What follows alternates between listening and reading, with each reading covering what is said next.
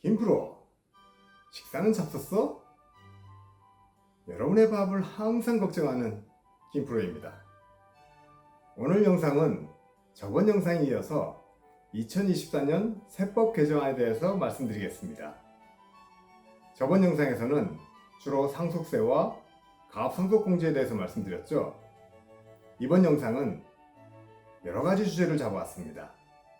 금융투자소득세가 폐지된 내용, 결혼세액공제 신설된 내용, 기업의 출산지원금이 비과세되는 등 여러가지 항목을 담아봤습니다. 자, 그럼 시작하겠습니다.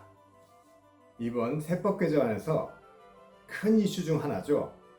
금융투자소득세가 폐지됐습니다. 금융투자소득세란 원금 손실 가능성이 있는 주식, 채권, 펀드, 파생상품 등의 금융투자상품에 투자하여 실현된 소득에 부과하는 소득세를 금융투자소득세라고 합니다. 물론 여기에는 이자소득과 배당소득은 제외합니다. 자, 금융투자소득세의 특징을 보겠습니다. 우선 소득세를 매기기 전에 투자이익에 기본공제를 적용합니다. 국내 상장주식 등의 매매이익에 대해서는 금융투자소득은 연 5천만 원을 공제하고요. 국내 상장주식 외의 금융투자소득에 대해서는 연 250만 원을 공제합니다. 그리고 결손금도 2월이 가능합니다. 투자를 했는데 항상 이익을 보는 건 아니잖아요.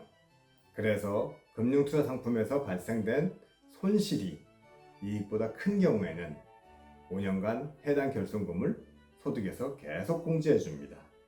그리고 이익이 손실금을 넘었을 때, 그럴 때 과세하는 결손금 2월 공제를 적용합니다.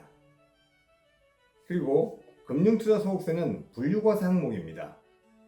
우리가 흔히 종합소득이 된다고 하면 종합을 하는 것은 무엇이냐? 이자, 배당, 사업, 근로소득 등이죠. 그런데 양도소득과 퇴직소득은 앞에 얘기한 종합소득세와 별개로 분류해서 과세하는 분류과세 항목입니다. 금융투자소득세도 역시 분류과세 항목입니다. 그럼 세율은 어떻게 될까요? 금융투자소득 과세표준에 세율을 곱하면 되죠. 과세표준이 3억 원 이하인 경우는 20%, 3억 원 초과인 경우는 6천만 원 플러스 3억 원 초과 금액의 25%입니다. 즉 이를 간단히 계산하면 양도 차익의 25% 마이너스 1억 5천만 원 누진공제액을 빼주면 됩니다. 시행일은 원래 2023년 1월 1일이었는데 2년 유예돼서 2025년 1월 1일로 시행하기로 돼 있었죠. 그런데 이번 세법 개정안에서 이 금융투자소득세를 아예 폐지하는 것으로 개정안이 발표되었습니다. 또 결혼에 대한 지원도 강화되었습니다. 결혼을 하게 되면 결혼비용 지원을 통해서 혼인을 유도하는 목적으로 2024년부터 2026년까지의 기간에 혼인신고를 한 경우, 결혼식이 아닙니다. 혼인신고를 한 경우에 세액공제를 적용합니다. 신랑 신부 각 50만 원씩 적용을 받고요. 합하면 100만 원씩의 세액공제를 받을 수가 있겠죠. 주택을 보유하고 있는 유주택자가 주택을 갖고 있는 배우자와 혼인을 하거나 혹은 주택을 갖고 있는 60세 이상 직계존속과의 동거를 하게 되면 본의 아니게 1세대 2주택자가 되잖아요. 1세대 2주택자가 되면 다주택자로서 양도소득세와 종합부동산세에 대해서 중과를 받을 수가 있죠. 그래서 혼인과 동거 봉양 등으로 1세대 2주택이 된 경우에도 다음의 기간 동안, 다음의 기간이 5년입니다. 그리고 동거 봉양은 10년이고요. 다음의 기간 동안 그동안에는 1세대 1주택자로 간주하여 양도소득세 및 종합부동산세 특례를 적용한다는 것입니다. 이번 개정안에서는 혼인을 해서 1세대 2주택이 된 경우에도 5년이 아니라 10년으로 1세대 1주택자 간주기간을 확대하였습니다. 이 기사는 여러 번 보셨죠? 부영그룹이 출산장려금 1억을 지급한다는 것입니다. 출산장려금 1억을 지급한다고 하니 공채를 했더니 무려 과거에 비해서 5배 이상의 지원자가 몰렸다고 하네요. 그러면 회사가 지급한 출산장려금 1억에 대해서는 세금을 부과할까요? 안 할까요? 현재로서는 월 20만 원까지만 출산장려금에 대해서 비과세 한도였습니다. 하지만 이번 개정안에서는 비과세 한도를 아예 폐지를 했습니다. 그래서 출생일 이후 2년 이내에 사용자로부터 지급받는 출산장려금 혹은 출산지원금에 대해서는 전액 비과세됩니다.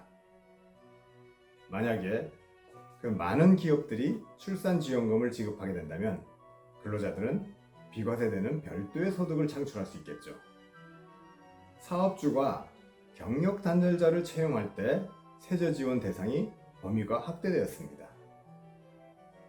통합고용세액공제 중에 경력 단절 여성에 대한 세제 혜택을 보면 고용주, 즉 기업이 받을 세액공제는 중소기업의 경우는 경력 단절 여성을 채용한 증가 인원수의 1,450만 원에서 수도권 밖은 1,550만 원씩 세액공제를 받습니다. 그리고 경력 단절 여성이 중소기업에 취업을 할 경우에는 소득세 감면을 받는데 1년에 200만 원 한도로 소득세를 감면을 받습니다. 자, 그럼 경력 단절 여성은 어떤 여성을 말할까요?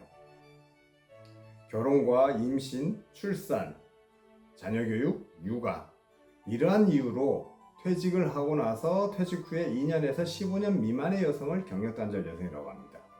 자, 여기서 결혼, 임신, 출산 및 자녀교육 그리고 육아가 퇴직 사유여야 된다고 했죠. 여기에 가족 구성원 돌봄이 추가됐습니다. 고령자나 장애인 등 직계 존속을 동거봉양하는 가족 구성원을 돌보게 되면 그 이후로 퇴직하게 되면 퇴직 후 2년 이상 15년 미만에 다시 취업을 하게 되면 고용주의 세액공제와 취업자의 소득세 감면이 이루어진다는 것입니다. 자, 이 부분은 상당히 중요합니다. 대표님들 이해 꼼꼼하게 신경 써서 봐주시고요. 그림부터 보죠. 아버지나 어머니가 토지와 건물을 취득을 했습니다. 그리고 자산 가치가 상승하니까 이것을 자녀에게 증여를 했죠. 증여받은 자녀는 이 토지와 건물, 이 부동산을 제3자에게 양도를 합니다.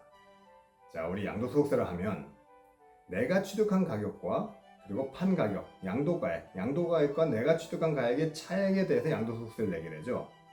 그런데 소득세법 97조의 2입니다. 양도소득의 필요경비 계산 특례라고 해서 내가 증여받은, 즉 자녀가 증여받은 이후에 10년 내에 양도를 하게 되면 취득가액은 내가 증여받은 가액이 아니라 1단계 아버지나 어머니가 취득한 그 취득가액으로 계산을 하게 됩니다. 그러면 당연히 양도가액은 올라갈 것이고 양도소득세도 크게 올라갈 것이겠죠. 자, 다시 정리하면 3단계 양도대가와 그리고 1단계 취득가액, 이 양도대가와 1단계 취득가액 그 차이가 양도 차익이 된다는 것이죠. 그래서 부모로부터 증여받은 토지나 건물은 10년이 넘어서 제3자에게 양도를 해야 된다는 것입니다. 그래야 양도소득세가 적게 나온다는 거죠. 그런데 소득세법 97조의 이 항목에 들어간 자산은 토지와 건물입니다. 즉 부동산입니다. 그런데 이번 세법 개정안에 들어간 내용은 주식이 포함됐습니다. 1년 이내에 증여받은 주식을 양도하면 증여자의 취득가액을 필요경비로 인정한다는 것이죠.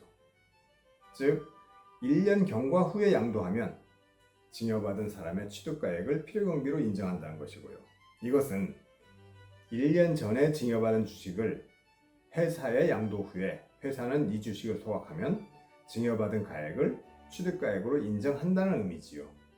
이렇게 된다면 증여가 가장행위라고 하는 국세청의 주장과 그래서 원 증여자가 회사에 양도했다고 봐서 증여자에게 배당소득세를 부과하는 이러한 이슈는 소멸하게 되는 것입니다. 우리가 지금까지 많이 얘기해왔던 이익소각에서 발생한 여러 가지 세무적 이슈들이죠. 이 개정안이 통과된다면 이익소각에 대한 여러 가지 세무적 이슈가 이제는 다 해결될 것 같습니다. 이 부분도 상당히 중요한 부분입니다. 지금 대표님들이 상당히 많은 자녀법인과 혹은 가족법인, 세무적인 용어로서는 특정법인이라고 합니다.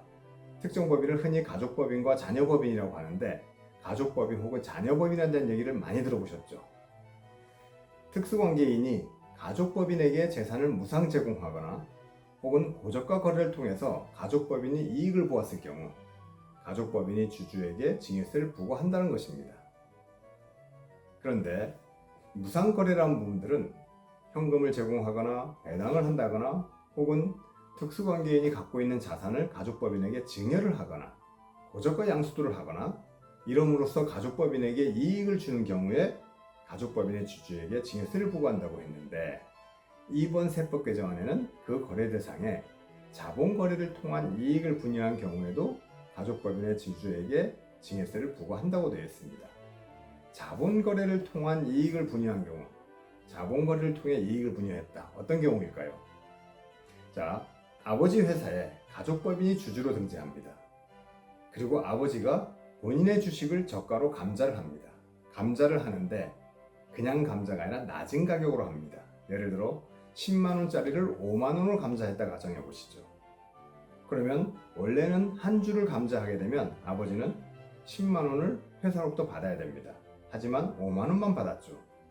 그러면 5만원 어디 있습니까? 회사에 있죠. 그 회사에 남아있는 5만원은 아버지를 제외한 다른 주주에게 이익이 된 것이죠. 그래서 저가 감자를 했을 경우에는 감자에 참여하지 않은 분들이, 아는 주주가 이익을 본다는 것이죠. 지금까지는 이 부분에 대해서 개인들은 30%와 3억의 룰 한도에 있으면 저가 감자 했더라도 증여해지를 보지 않았고요.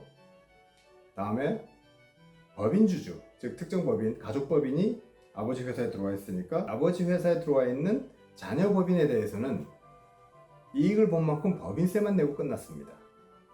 하지만 이번 세법 개정안에서는 법인 주주에 대해서도 법인세를 부과하고, 그리고 한도를 초과하게 되면 자녀 법인의 주주에게도 증여세를 부과하겠다는 것이죠.